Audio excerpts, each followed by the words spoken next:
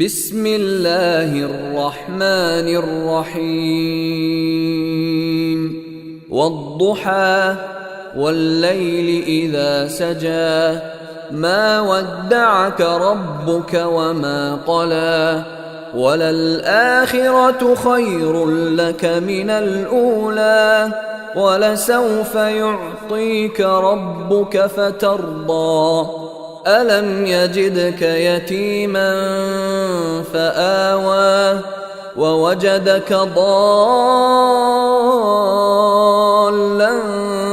فهدى ووجدك عائلا فأغنى فأما اليتيم فلا تقهر وأما السائل فلا تنهر وأما بنعمة ربك فحدث. حنين الكريم الرب الرحيم. أما بعد، أعوذ بالله من الشيطان الرجيم. بسم الله الرحمن الرحيم. لله ما في السماوات وما في الأرض وَإِن تُبْدُوا مَا فِي أَنفُسِكُمْ أَوْ تُخْفُوهُ يُحَاسِبْكُمْ بِهِ اللَّهُ فَيَغْفِرُ لِمَن يَشَاءُ وَيُعَذِّبُ مَن يَشَاءُ وَاللَّهُ عَلَى كُلِّ شَيْءٍ قَدِيرٌ. صدق اللہ العظیم. إِنَّ اللَّهَ وَمَلَائِكَتَهُ يُصَلُّونَ عَلَى النَّبِيِّ يا أيها الذين آمنوا صلوا عليه وسلموا تسليما. الصلاة والسلام عليك يا رسول الله وعلى آلك وأصحابك يا حبيب الله. الصلاة والسلام عليك يا رسول الله وعلى آلك وأصحابك يا حبيب الله.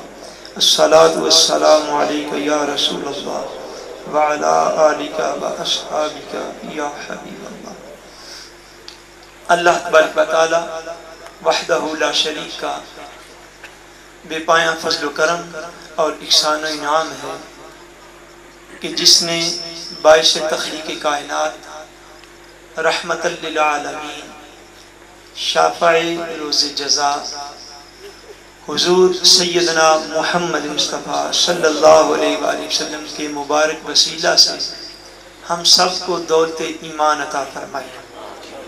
اللہ تبارک و تعالی کما حق ہو ہمیں اس دولت کی قدر کرنے کی توفیق عطا فرمائے. سفیر محبت رسول زین الدین حضرت قبلہ والد گرامی مد ظلہ العالی، سادات کرام، علماء ذی وقار، معزز سیاسی اور سماجی قائدین، عزت مآب مائیں بہنیں اور سینکڑوں کی اور ہزاروں کی تعداد میں آج کی اس مقدس رات میں شامل تمام تر مسلمان بھائیوں اور بہنوں کو السلام علیکم. اللہ جل مجدہ کا شکر اور فضل ہے کہ جس نے اپنے پیارے حبیب صلی اللہ علیہ وآلہ وسلم کے وسیلہ سے ہمیں اپنے گناہوں کی بخشش اور اس کی مغفرت کے لیے کچھ لمحات اپنی یاد کے اندر بسر کرنے کی توفیق عطا فرمائی ہے.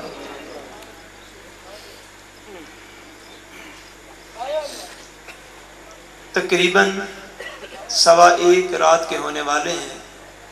عشاء کی نماز کے بعد سے بحمد اللہ آپ یہاں پر بیٹھے ہیں اور بیٹھنے کا مقصد اور بیٹھنے کا سبب وہ صرف ایک ہے کہ اللہ تعالیٰ کے پیارے حبیب نے ایک امید دلائی ہے اپنے ماننے والوں کو، اور وہ امید جو ہے وہ گناہوں کی بخشش کی امید ہے، وہ غلطیوں کی مغفرت کی امید ہے. وہ امید یہ ہے کہ تاجدار کائنات نے فرمایا کہ نصف شعبان یعنی 15 شعبان کی رات کو اللہ کریم آسمان دنیا پر مغرب کے وقت سے سورج غروب ہونے کے بعد سے آسمان دنیا پر نزول فرماتا ہے، اپنی قدرت کے لائق، اپنی شان کے لائق وہ نزول فرما کر فرمایا اپنی شان کے لائق آوازیں دیتا ہے کہ ہے کوئی مجھ سے مغفرت مانگنے والا کہ میں اس کو بخش دوں، الا مسترزقن، ہے کوئی مجھ سے رزق مانگنے والا کہ میں اسے رزق عطا کر دوں، اور ہے کوئی آزمائشوں میں مبتلا کہ میں اسے پناہ دے دوں۔ فرمایا الا قضا حتی یطلع الفجر، فرمایا یہ آوازیں ساری رات آتی رہتی ہیں، ساری رات آتی رہتی ہیں، حتیٰ کہ 15 شعبان کی فجر جو ہے وہ طلوع ہو جاتی ہے۔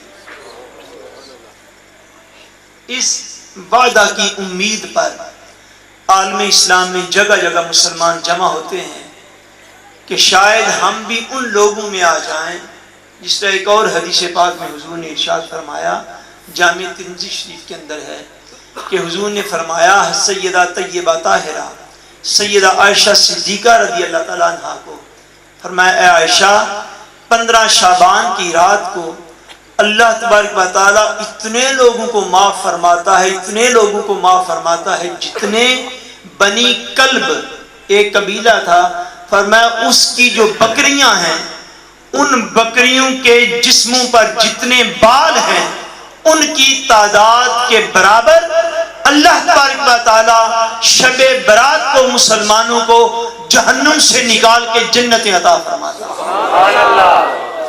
اس وعدے کی امید پر کہ شاید ہم دنیا میں تو بڑا کچھ ہیں، بڑے نام ہیں ہمارے، بڑے کام ہیں ہمارے، لیکن اس امید پر ہم جمع ہیں کہ شاید ہمارا تول اور وزن جو ہے شاید اس بکری کے ایک بال کے برابر ہی ہو جائے۔ اگر اتنا بھی تول نہ ہوا تو سارا کچھ دنیا میں رہے گا، تو جاگیردار بھی رہے گا، سرمایہ دار بھی رہے گا، وڈیرا بھی رہے گا، لٹیرا بھی رہے گا، ڈاکو بھی رہے گا، خطیب بھی رہے گا، سارا کچھ رہے گا۔ اگر تیرا تول اور وزن بکری کے ایک بال کے برابر بھی نہ ہو سکا تو سارا کچھ خسارے میں چلا جائے گا۔ اور میں بکری کے ایک بال، جتنے بکریوں کے بال ہوتے ہیں بنی کلب کی قبیلہ کی بکریوں کے، اتنے گناہگاروں کو اللہ کریم اس رات کو معافی عطا فرماتا ہے۔ اللہ کریم آج کی رات ہمیں ان لوگوں میں شامل فرمائے جن کو وہ معاف کرے۔ قرآن مجید فرقان حمید میں سورہ البقرہ کے آخری رکوع میں سے ایک آیت جو ہے وہ میں نے تلاوت کرنے کا شرف حاصل کیا ہے۔ اس کے مطابق صرف ایک بات آج کی گفتگو میں عرض کرنا مقصود ہے، اگر آپ جاگتے رہیں گے تو یقیناً سمجھ پائیں گے۔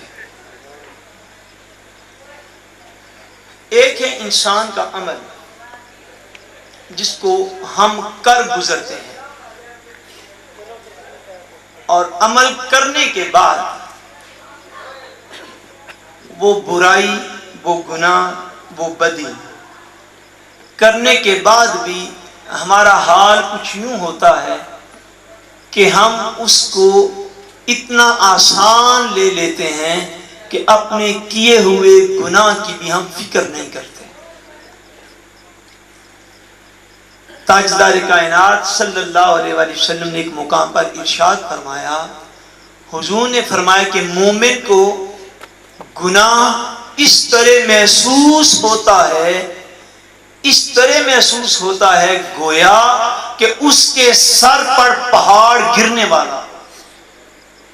فرمایا اگر مومن سے کوئی بدی ہو جائے، کوئی گناہ ہو جائے، کوئی غلطی ہو جائے تو اس کو وہ غلطی اتنی بھاری لگتی ہے کہ یوں اس کو محسوس ہوتا ہے گویا کہ ایک پہاڑ ہے جس کے سر پر بس گرنے ہی والا۔ اتنا فکر مند ہوتا ہے۔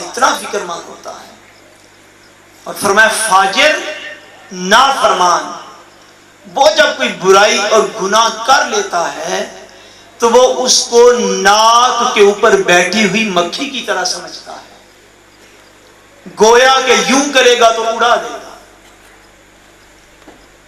غلطی کرنی، اللہ تبارک و تعالیٰ کی نافرمانی کرنی، گناہ کرنا، اور پھر اس کو ہلکا سمجھنا، یہ سمجھنا کہ چل یار خیر یہ کوئی نہیں، ہو گیا ہے، ایک کے بعد دوسرا، دوسرے کے بعد تیسرا، تیسرے کے بعد چوتھا، لگاتار ایک سے بڑھ کر ایک کرتے کرتے بچہ تھا تو بوڑھا ہو گیا،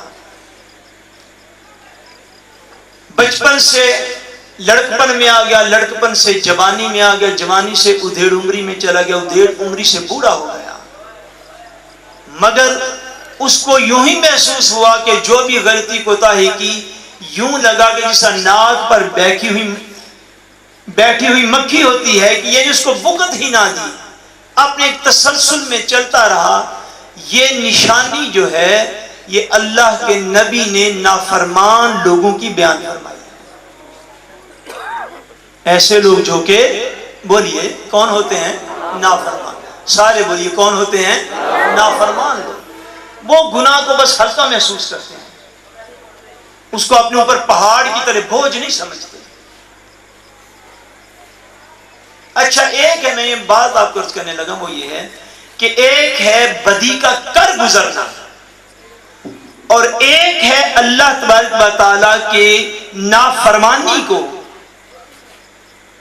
اس کی نافرمانی کو، گناہ کو، بدی کو دل میں جگہ دینا۔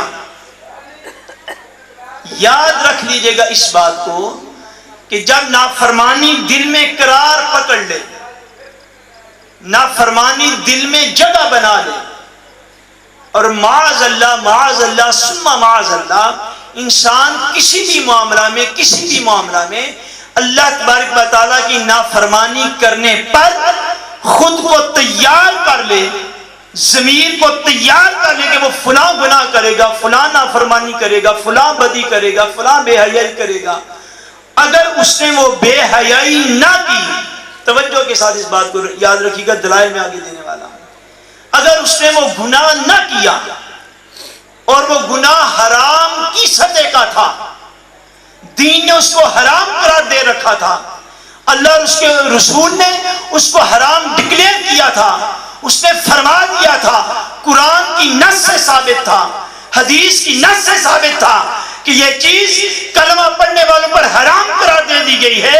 اگر اس نے حرام کا ارادہ کیا، اور ارادے کے 5 درجات ہیں، ان درجات میں آخری درجے تک جا پہنچا کہ حرام کرنے پر بالکل تیار ہو گیا، پھر حرام نہ کر سکا بالفرض، مگر اس کا من وہ حرام کرنے پر تیار تھا، وہ بدی کرنے پر تیار تھا، وہ گناہ کرنے پر تیار تھا، وہ نافرمانی کرنے پر تیار تھا، لیکن بس کر نہیں سکا کسی ظاہری ریزن کی وجہ سے، کسی ظاہری سبب کی وجہ سے، مگر دل بدی کے لیے تیار تھا۔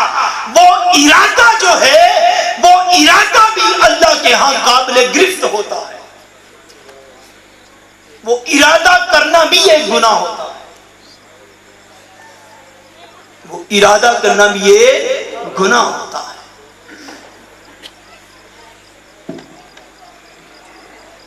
دین کے اندر یاد رکھ لیجئے گا، کچھ چیزیں ایسی ہیں کیونکہ انسان کی لائف جو ہے، کسی بھی انسان کی، یہ ملٹی ڈائمینشنل لائف ہوتی ہے، اس کی کئی جہتیں ہوتی ہیں، کئی سمتیں ہوتی ہیں۔ ایک انسان بیک وقت باپ بھی ہوتا ہے، بیٹا بھی ہوتا ہے، وہ بھائی بھی ہوتا ہے، وہ دادا اور نانا بھی ہوتا ہے۔ اسی طرح ایک بہن جو ہے وہ بیٹی بھی ہوتی ہے، بہو بھی ہوتی ہے، بیوی بھی ہوتی ہے، ماں بھی ہوتی ہے۔ اسی طرح انسان بیک وقت اس کا ایک سماجی رول ہوتا ہے، ایک معاشی رول ہوتا ہے، ایک اس کا اپنے معاشی کے ساتھ کانٹیکٹ ہوتا ہے، ایک اس کو اس کے رب کے ساتھ رابطہ ہوتا ہے۔ یعنی انسان کی زندگی کی کئی جہتیں ہیں، یہ کبھی بازار میں ہوتا ہے، کبھی مسجد میں ہوتا ہے، کبھی رشتے کرا رہا ہوتا ہے، کبھی رشتے توڑا رہا ہوتا ہے۔ مختلف سمتوں کے اندر یاد رکھ لیجئے گا، مختلف چیزیں جو ہیں اللہ تبارک و تعالیٰ کے دین نے حرام قرار دی ہیں، مختلف چیزیں مختلف جہتوں میں اللہ تبارک و تعالیٰ نے حرام قرار دے دی ہیں۔ مثال کے طور پر تاکہ آپ اس بات کو سمجھیں، انسان کی ایک زندگی جو ہے اس کا رخ بڑا گہرا رخ جب ناقل والے ہو جاتا ہے، اس کی زندگی کا بڑا گہرا رخ جو ہے وہ انسان کی معیشت کے ساتھ ہے۔ کس چیز کے ساتھ بولیے؟ سارے بولے کس چیز کے ساتھ؟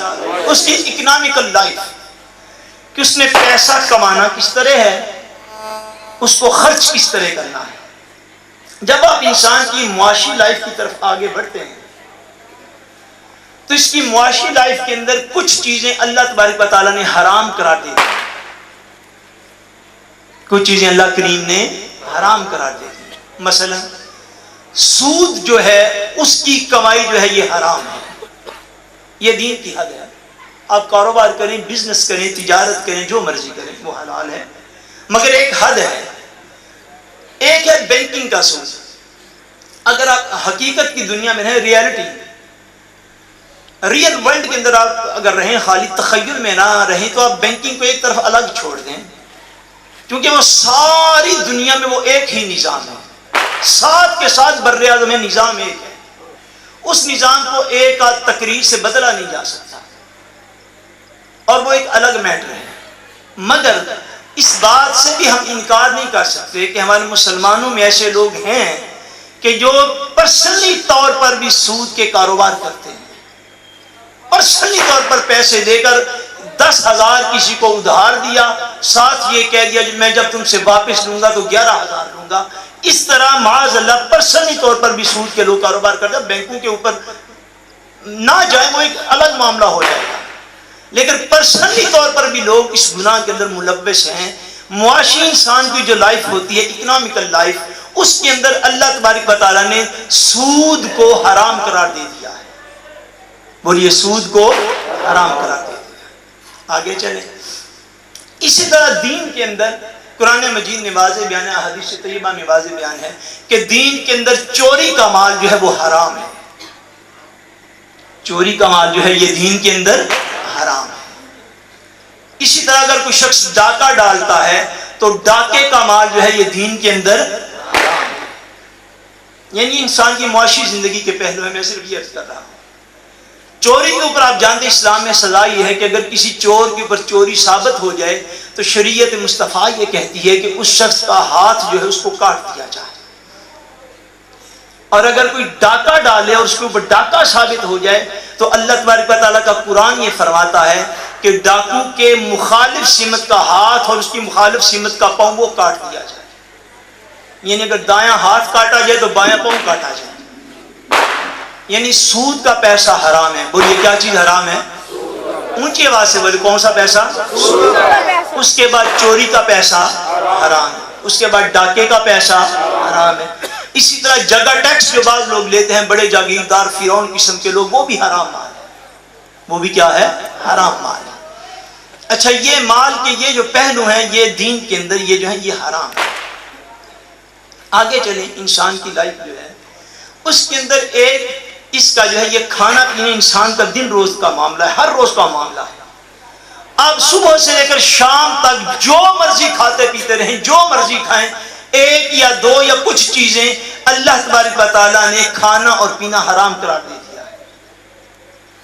آپ لسی پئیں، دودھ پئیں، پانی پئیں، کولا پئیں، فانٹا پئیں، پیپسی پئیں، مرنڈا پئیں، ہزار تو ڈرنکس کے نام لینا مشکل ہے، ساری پینے والی چیزیں پیتے رہیں، مگر ان میں شراب کا پینا حرام ہے۔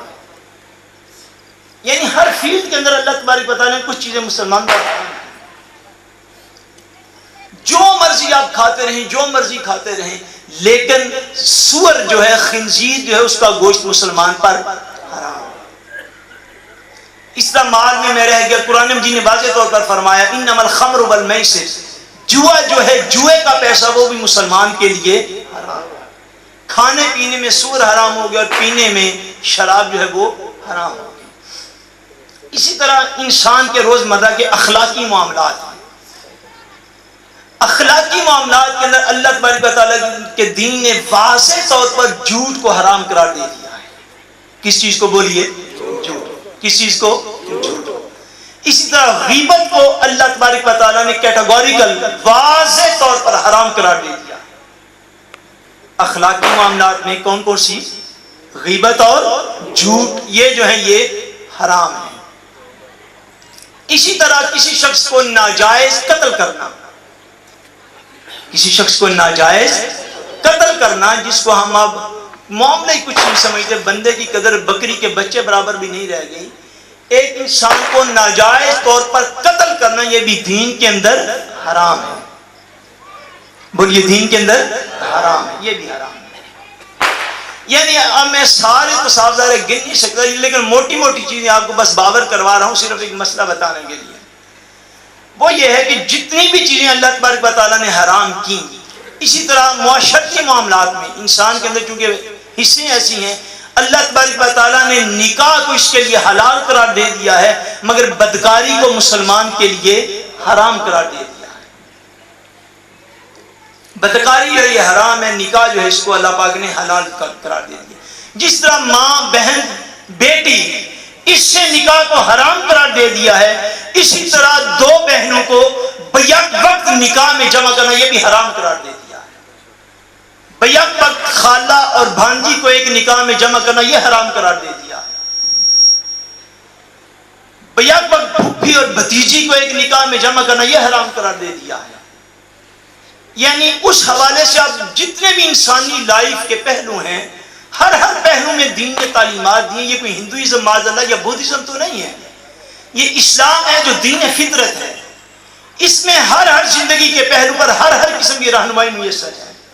یہ جو سارے واضح حرام ہیں یاد رکھ لیجئے، جو کیٹیگوریکل حرام ہیں، جو چیزیں نص قطعی سے، نص قرآن سے، نص حدیث سے حرام ہیں، جو واضح حرام ہے، میں یہ عرض کرنے لگا ہوں کہ ان کا کرنا تو بہت بڑی اور بہت بری بات، ان کا کرنا تو ایک طرف رہا، اگر کسی بندے کا حرام کے اوپر خیال بھی جمع ہو جائے اور خیال کے 5 مراحل میں سے آخری مرحلے پر خیال جا پہنچے کہ میں اس برائی کو کر کے رہوں گا معاذ اللہ، میں آج جھوٹ بول کے رہوں گا، میں آج شراب پی کے رہوں گا، میں آج معاذ اللہ بدکاری کر کے رہوں گا، میں آج معاذ اللہ سود کا پیسہ کھا کے رہوں گا، ڈاکہ مار کے رہوں گا، چوری کر کے رہوں گا، جگہ ٹیکس لے کے رہوں گا، ناجائز قتل کر کے رہوں گا، غیبت کر کے رہوں گا، جھوٹ بول کے رہوں گا، بدکاری کر کے رہوں گا، شراب پی کے رہوں گا، یہ سارے جتنے واضح حرام ہیں اللہ کے دین کے، اگر کسی نے اپنے ارادے کے ساتھ ان کو اتنا مضبوط کر دیا اور بالفرض بالفعل اسے کر نہ سکا، مگر اللہ تبارک و تعالیٰ کے ہاں جس نے حرام کا ارادہ بھی کر دیا، خدا کے ہاں قیامت کے روز وہ بھی قابل گرفت ہوگا، اس کی بھی گرفت ہے، اس ارادے کی بھی پکڑ ہے۔ کیوں کہ انسان کے سارے اعمال جو ہیں اس کے بالآخر اس کے ذہن کی پیداوار اور اس کی نیت کی پیداوار ہوتے ہیں۔ اگر نیت کی اصلاح نہ کی جائے گی تو عمل کبھی بھی سیدھا نہیں ہو سکے گا۔ اگر نیت کی اصلاح نہیں، من کی اصلاح نہیں، اپنے من میں ڈوب کر پا جا سراغے زندگی، تو اگر میرا نہیں بنتا نہ بن، اپنا تو بن۔ من اگر سیدھا نہیں تو ظاہری عمل تو سیدھا ہوتے دیر بڑی لگتی ہے۔ یاد رکھ لیجئے، انسانی ذہن کے اندر، یہ اسلامک سائیکالوجی آپ اسے کہہ سکتے ہیں، انسانی ذہن کے اندر جتنے خیالات آتے ہیں شرعی طور پر ان کی 5 درجات ہیں۔ ان کے کتنے درجات ہیں؟ بولیے سارے، بولیے کتنے درجات ہیں؟ 5۔ ایک درجے کو حاجز کہا جاتا ہے، یہ سب سے پہلا درجہ ہے۔ کیا درجہ؟ بولیے حاجز، ہے لفظ جیم اور سین کے ساتھ۔ حاجز کہتے ہیں کہ بندہ بیٹھا ہوا ہے، جس طرح آپ سارے لوگ بیٹھے ہیں، کسی وقت بندہ بیٹھا ہے، اچانک اس کو کوئی کام کرنے کا خیال آ گیا، یہ حاجز ہوتا ہے۔ یہ کیا ہوتا ہے؟ بولیے حاجز۔ اچھا، اس کے آگے خیال جب دوسرے مرحلے میں ترقی کرتا ہے، اس کو دین کی اس ٹرمینالوجی میں اس کو خاطر کہتے ہیں۔ خاطر کا یہ مفہوم ہوتا ہے کسی ایک ہی خیال کا بار بار آنا، کسی ایک ہی خیال کا بار بار آنا، اس کو خاطر کہتے ہیں۔ جب خاطر کے مرحلے میں پہنچتا ہے انسان، یعنی ایک کوئی خیال ہو وہ جو انسان کو بار بار ہے، اس مرحلے میں بھی اس کا خیال جو ہے وہ قابل گرفت نہیں ہوتا۔ تیسرا درجہ ہوتا ہے جس کو دین کی اصطلاح میں حدیث نفس کہتے ہیں۔ کیا کہتے ہیں؟ بولیے سارے بولیے، کیا کہتے ہیں؟ حدیث نفس۔ حدیث نفس وہ خیال ہے جس میں کسی کام کے کرنے کی پلاننگ جو ہے انسان کے ذہن میں آ جاتی ہے۔ دن رات میرے آپ کے ساتھ یہ معاملات ہوتے ہیں، ان کے شرعی احکام میں آپ کے ذہنی خیالات کے وہ میں آپ کو بس عرض کرنا چاہتا ہوں۔ تیسرے سٹیپ پر انسان کا جو خیال ہے اس کو حدیث نفس کہتے ہیں۔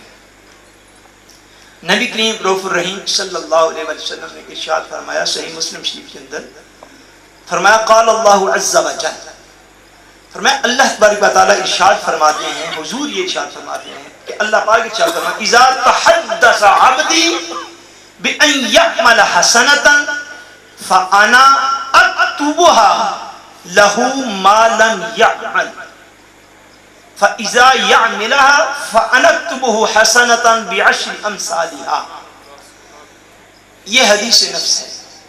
فرمایا کہ جب انسان کا خیال اور نیت اور ارادہ جو ہے حدیث نفس پر جا پہنچتا ہے، یعنی کسی کام کی پلاننگ کر لینا، کسی کام کی منصوبہ بندی کر لینا، فرمایا اگر تو وہ خیال نیکی کا ہے، اگر تو وہ خیال نیکی کا ہے، یعنی آپ نے پلاننگ کی کہ میں آج کے دینی اجتماع میں شرکت کروں گا فار ایگزامپل، اور پلاننگ کی کہ میں سائیکل پہ جاؤں گا، موٹر سائیکل پہ جاؤں گا، گاڑی پہ جاؤں گا، پیدل جاؤں گا، بس پہ جاؤں گا، کس طرح میں جاؤں گا، فرمایا جس نے یہ نیکی کا خیال جو ہے وہ دین میں حدیث نفس کے مقام پر لے آیا، اللہ کریم ارشاد فرماتے ہیں فَأَنَا أَكْتُبُهَا لَهُ مَا لَمْ يَعْمَلْ، فرمایا اگر وہ بندہ اس نیکی کو نہ بھی کرے تو میں اپنے ہاں اس بندے کی وہ نیکی لکھ لیتا ہوں۔ نیکی کا ذریعہ مانتا، فرمایا ابھی خیال اس کا حاجز سے اوپر گیا، خاطر تک پہنچا، خاطر سے اوپر گیا، حدیث نفس پر پہنچا، فرمایا اس نے بس ارادہ کیا، اور حدیث نفس یہ ہے کہ کسی بات کی بس پلاننگ کرنا، مگر اس میں نیکی نہ کرنے کا بھی جو ہے وہ گنجائش موجود ہوتی، بس خیال کر لینا کہ یار میں یہ نیک کام کروں گا۔ فرمایا اللہ کریم ارشاد فرماتے جب کوئی بندہ اپنا خیال حدیث نفس تک لے جاتا ہے، پلاننگ کر لیتے نیکی کی، تو بس اس کا خیال کرنے کی دیر ہے، میں اپنے کرم سے اس کی وہ نیکی لکھ دیتا ہوں، اپنے کرم سے اس کی وہ نیکی لکھ دیتا ہوں۔ اور پھر کیا ہوتا ہے فَإِذَا عَمِلَهَا فَأَنَا أَكْتُبَهَا حَسَنَةً بِعَشْرِ أَمْثَالِهَا، فرمایا جب وہ شخص وہ نیکی کر گزرتا ہے تو میں اس کے پلڑے میں 10 نیکیاں لکھ دیتا ہوں۔ ابھی اس نے نیت کی تھی، ارادہ کیا تھا نیکی کا، فرمایا میں نے نیکی لکھ دی، مگر اگر وہ نیکی کو کر بھی گزرے، فرمایا پھر ایک نیکی نہیں، پھر اللہ تبارک و تعالیٰ اپنے کرم سے اس کو 10 نیکیاں عطا فرماتا۔ اب اس مقام پر فرمایا فَإِذَا تَحَدَّثَ بِأَن يَعْمَلَ السَّيِّئَةَ فَأَنَا أَغْفِرُهَا لَهُ مَا لَمْ يَعْمَلْهَا فَإِذَا عَمِلَهَا فَأَنَا أَكْتُبُهَا لَهُ بِمِثْلِهَا، فرمایا اگر وہ بدی کا خیال کرتا ہے حدیث نفس کے مقام پر، یہ بات یاد رکھیے، یہ تیسرا سٹیپ ہے، 2 سٹیپ اس سے آگے، فرمایا اگر وہ یہ خیال کرتا ہے حدیث نفس کے مقام پر بدی کا، تو فرمایا وہ بدی کا خیال کر لے تو میں اس شخص کی بدی اپنے ہاں نہیں لکھتا، میں اس شخص کی بدی اپنے ہاں گناہ نہیں لکھتا، پھر جب وہ گناہ کر گزرتا ہے تو پھر میں اس کے ایک گناہ کے بدلے میں ایک ہی گناہ لکھتا ہوں۔ جب نیکی کی باری ہے، فرمایا اس نے خیال کیا، ہم نے ایک نیکی لکھ دی۔ یہ خیال جو ہے یہ عام مسئلہ جو ہے یہ آپ نے یقیناً سنا ہوا ہے، لیکن یہ خیال جو اس کا مقام حدیث نفس ہے۔ اس کا کیا مقام ہے؟ بولیے حدیث نفس۔ انسانی خیال کا چوتھا سٹیپ جو ہے اس کو شرعی اصطلاح میں ہم کہا جاتا ہے۔ کیا کہا جاتا ہے؟ بولیے ہم، ہے اور میم کے ساتھ اس کے اوپر تشدید ہوتی ہے۔ ہم جو ہے یہ چوتھا سٹیپ ہوتا ہے انسانی میں، اس کے آگے اگزامپل بھی دوں گا لیکن ابھی شرعی مسئلہ عرض کر لوں۔ ہم انسانی خیال کا چوتھا سٹیپ اور چوتھا مرحلہ ہے.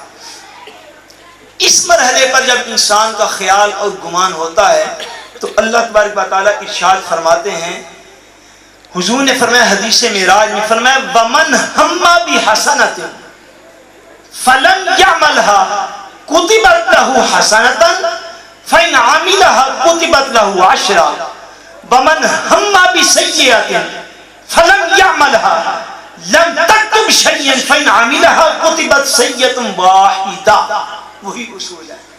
فرمایا جس نے نیکی کا ہم کر لیا، یہ چوتھے درجے پہ خیال ہے. فرمایا اگر اس نے نیکی کا ہم کر لیا تو ہم کرنے سے اللہ تبارک و تعالیٰ اسی وقت اس کی نیکی لکھ دیتا ہے، اور جب کر لیتا ہے تو اس کے برابر 10 نیکیاں عطا فرماتا ہے. اور اسی طرح فرمایا جب وہ برائی کا ہم اور ارادہ کرتا ہے تو اللہ تبارک و تعالیٰ اس کی گرفت نہیں فرماتا، مگر جب وہ اس برائی کو کر لیتا ہے تو اللہ تبارک و تعالیٰ پھر اس کی گرفت فرماتا ہے اور وہ گناہ لکھ دیتا ہے. یہ 4 درجات ہیں: حاجس، خاطر، حدیث نفس اور ہم. جب تک خیال انسانی حاجس سے ترقی کرتا کرتا خاطر تک جائے، خاطر سے ترقی کر کے حدیث نفس تک جائے، وہاں سے ترقی کر کے ہم تک جائے.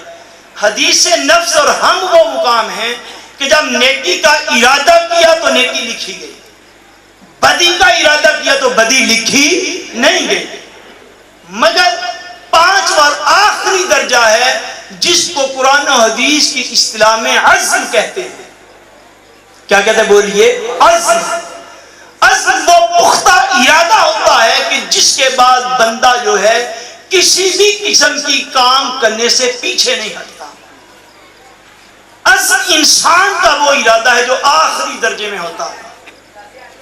عزم کے مقام پر اللہ تبارک و تعالیٰ برائی کی گرفت بھی فرماتا ہے، برائی کے خیال کی بھی گرفت فرماتا ہے. اس کی مثال جو ہے محدثین نے، شارحین نے جو دی ہے، ہمارے موجودہ حالات کے مطابق اس کو سمجھنے کی بڑی ضرورت ہے.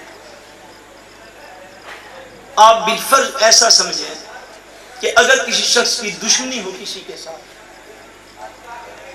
اور وہ شخص کو کسی دن بیٹھے بیٹھے گھر میں خیال آیا کہ میں یار فلاں شخص کو معاذ اللہ قتل کرتا ہوں. یہ جو بیٹھے بیٹھے اس کو خیال آ گیا کسی کو قتل کرنے کا، یہ خیال حاجس ہے. یہ خیال شرعی اصطلاح میں کیا ہے؟ حاجس.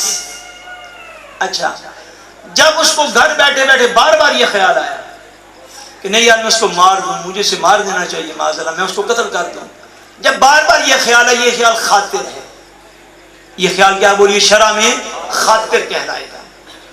اچھا، جب یہ خیال اس سے ایک درجہ اور بڑھا کہ میں یار اس شخص کو قتل کرنے کے لیے میں ریوالور کہاں سے خریدوں گا، یا بندوق کہاں سے لوں گا، یا چھری کہاں سے لوں گا جس سے اس کو مارنا ہے، یا زہر کہاں سے خریدوں گا جو اس کو دینا ہے.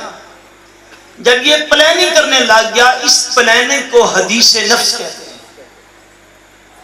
اس پلاننگ کو حدیث نفس کہتے ہیں. وہ پلان کرنے لگ گیا ایک بدی کا، ایک برائی کا، ایک گناہ کا.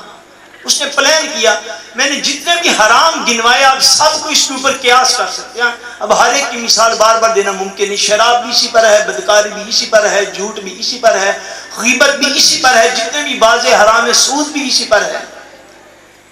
مثال میں قتل کی دے رہا ہوں تاکہ آپ بات کو سمجھیں. اب اس نے یہ خیال کیا کہ یار میں جا کے کہیں سے ریوالور خریدوں، اس بندے کو مار دوں. یہ خیال حدیث نفس کہلاتا ہے. یہ خیال کیا ہے؟ حدیث نفس کہلاتا ہے. اب اس شخص نے ریوالور خرید بھی لیا اور اس کو مارنے کا اپنے دشمن کو ارادہ بھی کر لیا، مگر پھر اس کے ذہن میں خیال آیا نہیں یار اگر میں نے اس کو مار دیا تو کہیں پکڑا ہی نہ جاؤں، اگر میں نے اس کو مار دیا تو کہیں جواباً اس کے بھائی بیٹے مجھے ہی نہ قتل کر دیں، کہیں میں نے اس کو مار دیا تو یہ نہ معاشرے میں بڑی بے عزتی ہو، لوگ مجھے ماریں. اب خیال اگر اس درجے تک جا پہنچے تو یہ خیال جو ہے یہ ہم کہتے ہیں.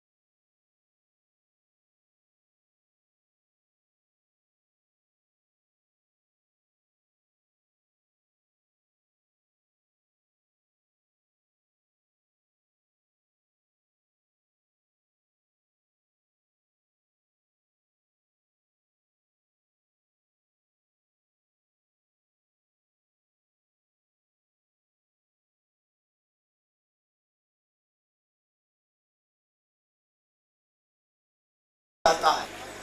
یہ کیا کہلاتا ہے؟ ہم. اس مقام تک جانے تک بھی بدی کا، برائی کا، گناہ کا خیال جو ہے وہ قابل گرفت نہیں بنتا. اس سے اگلا درجہ یہ ہے کہ بندہ اپنے دشمن کو مارنے کے لیے، قتل کرنے کے لیے سامان قتل بھی خرید لے، آلہ قتل بھی خرید لے، اور خرید کر اس کو مارنے کے لیے چل بھی پڑے.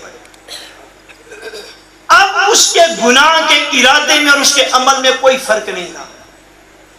اب یہ وہ ارادہ ہے جو 100% اپنے انجام تک پہنچنے والا ہے.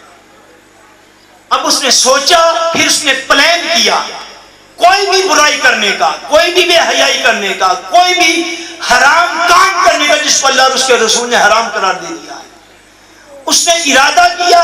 اب وہ ارادہ اس نہج پر تھا کہ اس نے ریوالور بھی خریدا. اب خرید کر آگے بھی چلا.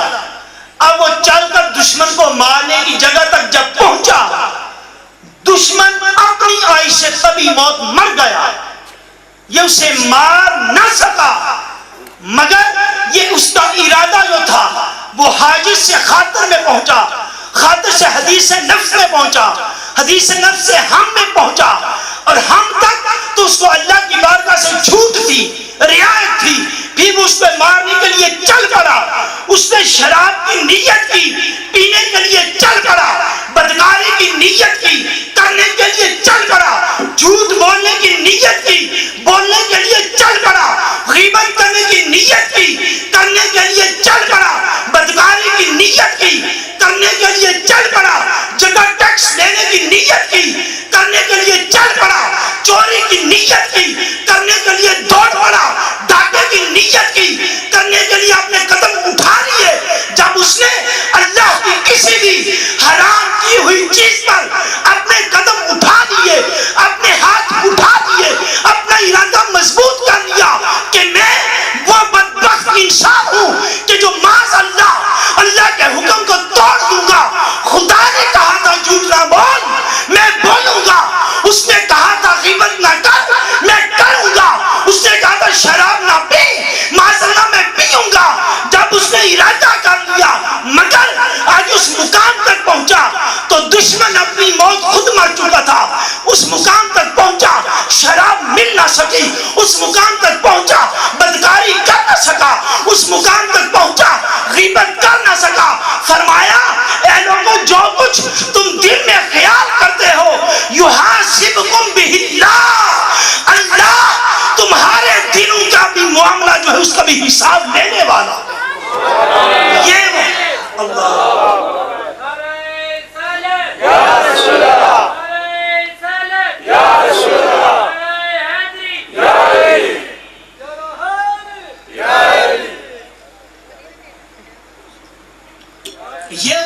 یہ وہ مقام ہے جب بندہ بدی کی نیت کر کے آگے قدم اٹھا لیتا ہے.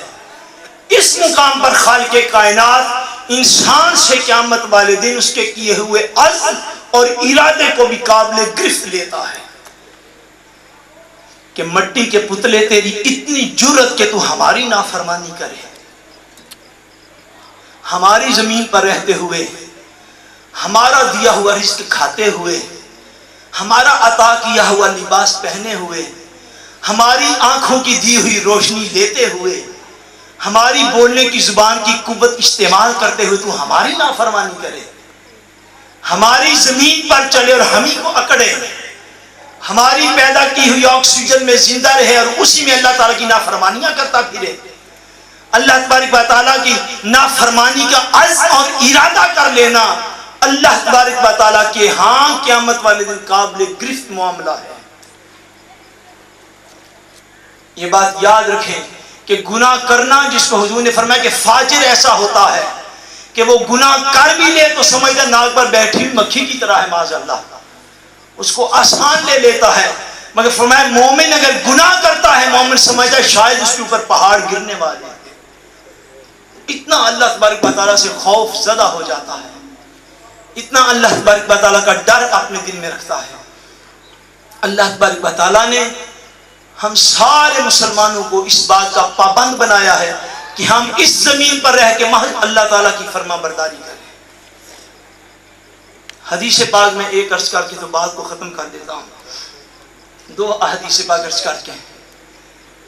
حضور صلی اللہ علیہ وسلم نے ایک مقام پر ارشاد فرمایا حضرت اسامہ بن زید سے مروی حدیث پاک ہے، آپ فرماتے ہیں کہ میں جہاد میں تھا، ایک کافر جو ہے وہ بڑا جری بہادر تھا اور تاک کر مسلمانوں کو شہید کر رہا تھا۔ حضور نے فرمایا، حضرت اسامہ کہتے ہیں کہ جب وہ مسلمانوں کو تاک کر شہید کر رہا تھا، اچانک وہ میری تلوار کے نیچے آ گیا۔ جب میں نے یوں تلوار اٹھائی اس کو مارنے کے لیے، وہ کہتا ہے لا الہ الا اللہ، فرماتے اس کے باوجود میں نے اسے قتل کر دیا۔ جنگ ختم ہوئی، حضور کی بارگاہ میں حاضر ہوئے، صحابہ نے میرا واقعہ حضور کی بارگاہ میں عرض کیا، حضور نے مجھے طلب فرما لیا، صحیح مسلم شریف کی حدیث پاک ہے۔ فرماتے ہیں حضور نے طلب کیا، حضور نے پوچھا اسامہ کیا ہوا؟ عرض کی یا رسول اللہ اس نے آپ کے فلاں صحابی کو بھی مارا، فلاں کو بھی مارا، فلاں کو بھی مارا۔ پھر جب میری تلوار کے نیچے آ گیا تو میری تلوار کے نیچے آ گئے، جان بچانے کے خوف سے لا الہ الا اللہ کہنے لگا۔ حضور میں نے اسے قتل کر دیا۔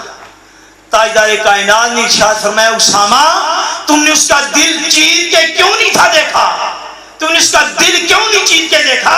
جب قیامت کے دن لا الہ الا اللہ کا کلمہ آئے گا تو تم خدا کو کیا جواب دو گے؟ مجھے عرض صرف یہ کرنا ہے، وہ صحابہ کا قاتل تھا، ایک میدان جنگ میں صحابہ کو شہید کیا اور جان بچانے کی خاطر بس ظاہری طور پر اس نے لا الہ الا اللہ کہا جو حضرت اسامہ سمجھے، اس نے زبان سے لا الہ الا اللہ کہا۔ حضرت اسامہ کہتے ہیں حضور اتنا ناراض ہوئے، حضور نے فرمایا کیا تو نے اس کا دل چیر کے دیکھا تھا؟ یا جب لا الہ الا اللہ کا کلمہ وہ قیامت کے میدان میں لے آئے گا اسامہ تب کیا کرو گے؟ اسامہ کہتے ہیں حضور اتنے ناراض ہوئے، میں نے یہ خواہش کی کہ شاید آج سے پہلے میں مسلمان ہی نہ ہوا ہوتا کہ حضور مجھ پہ اتنا ناراض ہو گئے۔ بندگان خدا ہمارے جھگڑے ہی کیا ہیں؟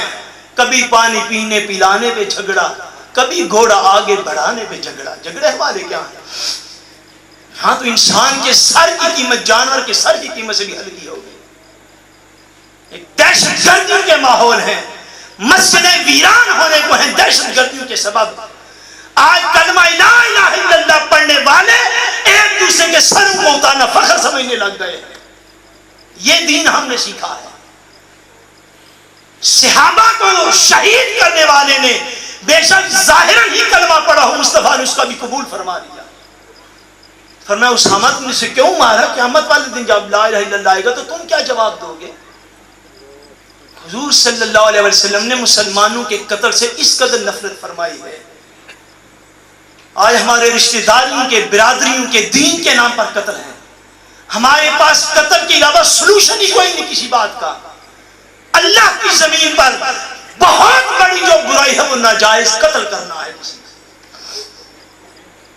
کہاں ہیں ہمارے وہ لوگ اور مبلغین کرام کہ جو ان جاگیرداروں سرمایہ داروں کی گاڑیوں کے بھی پجاری ہیں مگر ان تک مصطفیٰ کا یہ دین پہنچانے والے نہیں ہیں؟ ہمارا دین رہ گیا ہے کمزور لوگوں کو تبلیغ کرنے کے لیے، دین ہمارا رہ گیا غریبوں کو تبلیغ کرنے کے لیے، اور جو اس معاشرے کے قاتل اور اصل میں سارے معاشرے کے اوپر ظلم کرنے والے ہیں ان کے لوگ سارے لوگ ہی دیوانے ہوتے ہیں۔ حضور نبی کریم صلی اللہ علیہ وسلم نے ایک اور مقام پر فرمایا، حضور نے ارشاد فرمایا، ابھی صحیح مسلم شریف کے اندر حدیث پاک ہے، حضور نے ارشاد فرمایا کہ جو ہماری مسجدوں میں آئے یا ہمارے بازاروں میں چلے، اگر وہ تیر بھی اپنے پاس رکھتا ہو تو تیر کا سیرا جو ہے اس کو بھی اپنے ہاتھ میں پکڑ کے نیچے رکھے، تیر کا سیرا بھی پکڑ کے نیچے کی طرف اس کا رخ رکھے۔ فرمایا اس کو پکڑ لے اگر مسجد یا بازار میں اسلحہ لے کر آئے تو۔ اور ایک مقام پر تاجدار کائنات صلی اللہ علیہ وسلم نے ارشاد فرمایا جس شخص نے کسی مسلمان کو ہتھیار کے ساتھ اشارہ کیا، بس ہتھیار کے ساتھ اشارہ کیا، وہ ہتھیار تلوار ہو، چھری ہو، رائفل ہو، جو بھی ہو، فرمایا جس نے اپنے ہتھیار سے اشارہ کیا مسلمان کی طرف، فار ایگزامپل کسی نے پوچھا بھائی وہ کون ہے، تو جس کے پاس ہتھیار تھا اس نے ہتھیار اٹھا لیا، وہ فلاں صاحب جا رہے ہیں۔ فرمایا جتنی دیر تک کوئی مسلمان ہتھیار سے اشارہ کرے گا اتنی دیر تک اس پر اللہ کی بھی لعنت ہے، فرشتوں کی بھی لعنت ہے۔ فرمایا اتنی دیر تک اللہ کی لعنت کا مستحق ہے۔ ہتھیار سے اشارہ کرنا اگر مسلمان کو اللہ کا لعنتی بناتا ہے تو قتل کرنا کتنی بڑی لعنت ہوتا ہوگا۔ آج کلمہ پڑھنے والے ان کے مراکز کو بھی جیکٹیں بم باندھ کر تو گرانے کی کوششیں ہیں۔ یہ دین ہم سیکھ سکیں ساری عمر۔ اللہ تبارک و تعالیٰ کی کوئی بھی نافرمانی ہو، کوئی بھی حرام جو ڈکلیئر حرام ہے اللہ تبارک و تعالیٰ کے دین میں، اس کا کرنا اور اس کا عزم خالی کر لینا، حاجز خاطر حدیث سے نفس ہم سے آگے آخری مقام کی نیت ہی کر لینا، وہ بھی اللہ کے ہاں قابل گرفت ہوتا ہے۔ اور یہ گناہ بخشوانے کے لیے اور یہ گناہ جو ہیں ان کو اللہ تبارک و تعالیٰ کی بارگاہ سے معافی لینے کے لیے خالق کائنات نے اپنے کچھ اصول رکھے ہیں، جن میں پہلا اصول توبہ ہے۔ پہلا اصول کیا ہے بولیے؟ توبہ ہے، کہ اللہ تبارک و تعالیٰ کی بارگاہ میں اپنے گناہوں کی توبہ کی جائے۔ اور وہ توبہ کیسے کی جائے؟ فرمایا یا ایھا الذین آمنوا توبوا الی اللہ توبۃ نصوحا۔ فرمایا اہل ایمان اللہ کی طرف توبہ کرو، ایسی توبہ جو پکی سچی سچی توبہ ہو جائے۔ ایسے نہیں تھوڑی دیر کے لیے توبہ کا لی پھر گناہ کا شکار ہو گئے۔ دو قسم کے سوال جو ہماری زندگی ہے، نیکی بھی دوڑ کے کر لی، برائی بھی دوڑ کے کر لی۔ مسجد میں بھی پہلی صف میں، فحاشی و بیانی کی جگہ پر بھی پہلی صف میں، عید والے دن بھی پہلی صف کے اندر، سینما گھر میں بھی پہلی صف کے اندر، شب برات کے اجتماع میں بھی پہلی صفوں کے اندر یا آخری صفوں کے اندر سیم ہی معاملہ ہے۔ اور برائی بے حیائی اور بے غیرتی کے کلچر میں بھی پہلی صفوں کے اندر۔ یہ جو روٹین لائف ہماری گزر رہی ہے، یہ وہ لائف ہے جو نماز پڑھنے کے باوجود نماز کا اثر نہیں ہونے دیتی، جو سارا دن بھوکا پیاسا رہنے کے باوجود روزے کے اثرات ہماری طبیعتوں کے اوپر آنے نہیں دیتی، اپنی جیب سے مال خرچ کرنے کے باوجود زکوٰۃ قلب کو طہارت نہیں دے رہی، کعبہ اللہ کے چکر لگانے کے باوجود عمرہ اور حج بندے کی زندگی کو بدل نہیں رہا۔ خدا کے نیک بندو، اللہ تبارک و تعالیٰ کے قرآن میں آج بھی وہی اثر ہے جو 1400 سال پہلے تھا۔ کعبہ آج بھی وہی فیض دیتا ہے جو صحابہ کو دیتا تھا، زکوٰۃ آج بھی وہی طہارت دیتی ہے جو صحابہ کو دیتی تھی۔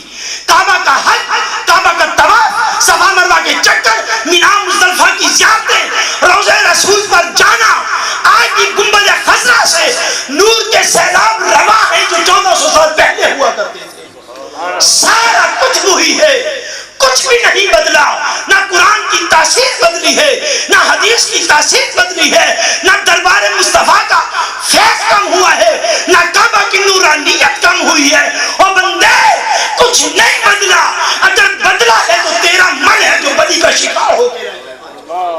صرف ہمارا من ہے جو بدی میں لذت لینے والا ہے، صرف ہمارا من ہے جو بے حیائی کا رسیا ہو کے رہ گیا ہے، صرف ہمارا من ہے جو جھوٹ اور غیبت کا شکار ہو کے رہ گیا ہے۔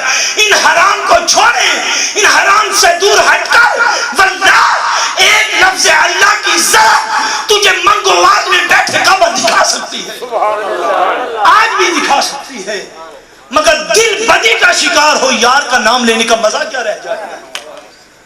دل اس کی نافرمانی میں مبتلا ہو، دل اس کی نافرمانی میں رہتا ہو، دل اس کے فسق اور فجور میں رہتا ہو، زبان سے کہہ بھی دیا لا الہ تو کیا حاصل، دل و نگاہ مسلمان نہیں تو کچھ بھی نہیں، زبان سے ذکر کرتے رہے تو کیا ملا اگر دل کی دنیا اللہ کے ذکر سے آباد نہیں۔ حضور نبی کریم صلی اللہ علیہ وسلم نے اور حضور کے رب نے، اسلام نے جو طریقہ واضح کیا مسلمانوں کو ایک ٹرن پوائنٹ اور یو ٹرن کا، وہ توبہ کا طریقہ ہے۔ وہ کیا بولیے؟ توبہ کا طریقہ۔ اور توبہ ایک حدیث پاک میں عرض کر کے بس بات کو ختم کر دیتا ہوں، کافی وقت جو ہے وہ ہو گیا ہے۔ توبہ کیا ہے؟ توبہ کا دروازہ ہمارے لیے، آپ کے لیے اسی طرح کھلے گا جس طرح ہمارے باپ آدم کے لیے کھلا تھا. توبہ کا دروازہ ہوا ہے. حدیث پاک میں امام حاکم نے اس کو مستدرک میں، دیگر ائمہ نے کثیر اس کی تخریج ہے. حضرت عمر فاروق رضی اللہ تعالیٰ عنہ سے حدیث پاک روایت کی ہے. کہتے ہیں کہ قال رسول اللہ صلی اللہ علیہ وآلہ وسلم لما اقترف آدم الخطیہ. فرماتے ہیں کہ حضور صلی اللہ علیہ وسلم نے ارشاد فرمایا کہ جب سیدنا آدم علیہ السلام نے خطا کر لی، اجتہادی خطا، تو اللہ پاک کی بارگاہ میں عرض کیا، قال یا ربی اسألک بحق محمد. فرمایا کہ آدم علیہ السلام نے عرض کی، اے اللہ میں تیری بارگاہ میں محمد مصطفیٰ کا وسیلہ پیش کرتا ہوں کہ تو مجھے معاف کر دے، مجھے بخش دے. حضور فرماتے فقال اللہ عز وجل یا آدم وکیف عرفت محمد صلی اللہ علیہ وسلم ولم اخلق. فرماتے ہیں حضور خود ارشاد فرماتے کہ اللہ تبارک و تعالیٰ نے فرمایا اے آدم کیف عرفت محمد، اے آدم تو نے محمد کو کیسے پہچان لیا، ولم اخلقہ حالانکہ میں نے تو اسے بھی پیدا ہی نہیں فرمایا، تو نے اسے کیسے پہچان لیا. قال لأنك يا ربي لما خلقتني بيدك ونفخت في من روحك رفعت راسي فرأيت على قوائم العرش مكتوبا لا إله إلا الله محمد رسول الله. حضرت آدم علیہ السلام نے کیا یا اللہ لما خلقتنی بیدک، اے میرے مولا جب تو نے مجھے اپنے دست قدرت سے پیدا کیا تھا، ونفخت فی من روحک، اور تو نے اپنی روح میرے اندر پھونکی تھی، رفعت راسی میں نے اپنا سر اٹھایا، فرعیت علی قوائم العرش بس میں نے عرش کے کنگرے دیکھے، مکتوباً لا الہ الا اللہ محمد الرسول اللہ، میں نے عرش کے کنگروں پر تیرا نام دیکھا، مصطفیٰ کا نام دیکھا تھا. عرض کی مولا تو نے جب مجھے پیدا کیا اور میں نے آنکھ کھولی، میں نے تیرے عرش کو سر سے پہلے جب دیکھا تو میں نے دیکھا اس پر تیرا نام لکھا ہے، ساتھ تیرے مصطفیٰ کا نام لکھا ہے. یا اللہ میں فعلم تو میں سمجھ گیا کہ جس شخص کے نام کو تو نے سب سے پہلے اپنے نام کے ساتھ ملا کے رکھا ہے، کائنات میں تجھے اس سے بڑھ کر کوئی پیارا نہیں. حضور فرماتے ہیں حضرت آدم علیہ السلام نے وَإِذَا سَأَلْتَنِي بِحَقِّهُ فَقَدْ غُفِرْتَ لَكَ. فرمایا اللہ تبارک و تعالیٰ نے فرمایا اے آدم تو نے چونکہ مجھے مصطفیٰ کا واسطہ دے دیا ہے لہذا میں تجھے معاف کرتا ہوں. تو نے مجھے میری بارگاہ میں حضور کا وسیلہ پیش کر دیا ہے، میں تیری مغفرت کرتا ہوں. اس بات کو یاد رکھنے آج کی رات میں آخری پیغام یہ ہے کہ جس وسیلہ کے ساتھ ہمارے باپ آدم کی توبہ قبول ہوئی، اگر بھی توبہ کرنا چاہتا ہو کامل تو اس کی توبہ آج بھی وسیلہ مصطفیٰ کے ساتھ قبول ہو. اس کی ایک دلیل عرض کر کے بات کو ختم کرتے ہیں. ساری دنیا کے اندر اگر کوئی مشرک، بے ایمان، ہندو، سکھ، عیسائی، یہودی، بدھ مت، کسی بھی مرزائی، کسی بھی مذہب کے جو ہیں وہ اگر مسلمان ہونا چاہے اپنے اپنے باہمی اختلافات کے باوجود، وہ وہابیاں ہوں یا شیعہ ہوں، اہل سنت ہوں یا کوئی اور، اپنے اپنے اختلافات کے باوجود مجھے ایک ہی بات صرف بتا دو، جب وہ کلمہ پڑھائیں گے تو کون سا پڑھائیں گے؟ بولیے. آپ دیکھ لیں ساری موویز، آپ دیکھ لیں یوٹیوب پر بیٹھ کر، آپ کو پتہ چلے گا کسی بھی مکتب فکر کا آدمی جب کسی کو مسلمان کرتا ہے تو اس کو کلمہ کون سا پڑھاتا ہے؟ بولیے لا الہ الا اللہ محمد رسول اللہ، یا اشہد ان لا الہ الا اللہ وحدہ لا شریک لہ و اشہد ان محمد عبدہ و رسول. اب ڈنکے کی چوٹ پر میں یہ مسئلہ آپ کو بتانے لگوں، جس سے مرضی جا کے پوچھ لیں کہ اگر کوئی شخص غیر مسلم مسلمان ہونا چاہے اور مولوی صاحب کسی بھی مکتب فکر کس کو کلمہ پڑھانا چاہیں اور کہیں بیٹا پڑھ لا الہ الا اللہ، پڑھ لا الہ الا اللہ، پڑھ لا الہ الا اللہ، صبح سے لے کر شام تک پڑھاتے رہیں، وہ بندہ مومن ہو جائے گا؟ بولیے ہو جائے گا؟ نہیں ہوگا. پڑھ اشہد ان لا الہ الا اللہ وحدہ لا شریک لہ، صبح سے لے کر شام تک لا شریک لہ، کیا وہ بندہ مسلمان ہو جائے گا؟ نہیں ہوگا. کیوں؟ کہ جب تک محمد رسول اللہ نہیں پڑھے گا اس کا اسلام قبول ہی نہیں کیا جائے گا. اور لا الہ الا اللہ محمد رسول اللہ اگر کوئی مشرک آج پڑھ لیتا ہے، اگر کوئی بے ایمان آج پڑھ لیتا ہے، اگر کوئی غیر مسلم آج لا الہ الا اللہ محمد رسول اللہ پڑھ لے، اس کے سارے گناہ معاف ہیں، سارے مشرکانہ عقائد معاف ہیں. کیوں کہ محمد کا نام آج بھی وہی فیض دیتا ہے جو 1400 سال پہلے دیتا تھا. 1400 سال پہلے بھی یہی کلمہ پڑھ کر لوگ مسلمان ہوئے تھے. آج بھی یہی کلمہ پچھلے سارے گناہ معاف کرتا ہے، اس لیے کہ اس کے نام میں برکت ہی یہ ہے کہ وہ گناہوں کو معاف کروا دیتا. اگر اس کے نام کا وسیلہ نہ ہو تو مغفرت آج بھی جس طرح کافر مشرک بے ایمان کی نہیں ہوتی، تو اے بندے خدا تیری کیسے پاسبل ہے؟ اس لیے خدا نے فرمایا وَلَوْ أَنَّهُمْ إِذْ ظَلَمُوا أَنفُسَهُمْ جَاءُوكَ فَاسْتَغْفَرُوا اللَّهَ. اے لوگوں اگر اپنی جانوں پر ظلم کر بیٹھے ہو تو دروازے مصطفیٰ پر چلے جاؤ. فَاسْتَغْفَرُوا اللَّهَ، وہاں جا کر اللہ سے معافی مانگو. وَاسْتَغْفَرَ لَهُمُ الرَّسُولُ، اور رسول خدا بھی تو ہماری بخشش کے لیے ہاتھ اٹھا دے.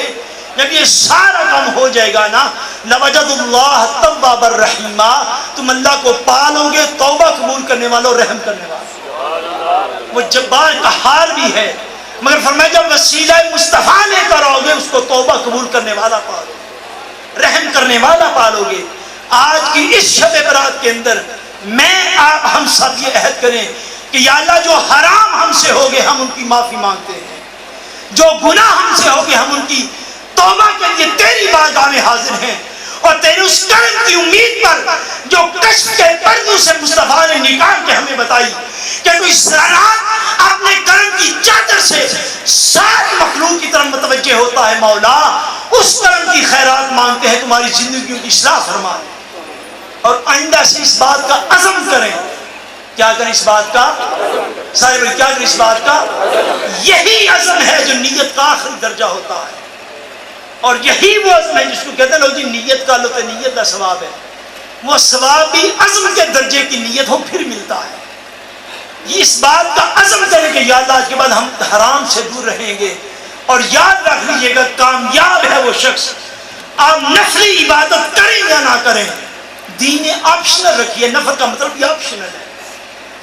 آپ زیادہ نوافل پڑھ سکیں یا نہ پڑھ سکیں، زیادہ سیدھے اذکار کر سکیں یا نہ کر سکیں جو نفلی ہے، آپ فرائض کے اوپر عمل کریں، حرام سے بچیں، راہ ولایت اتنے سے نصیب ہو جاتی ہے.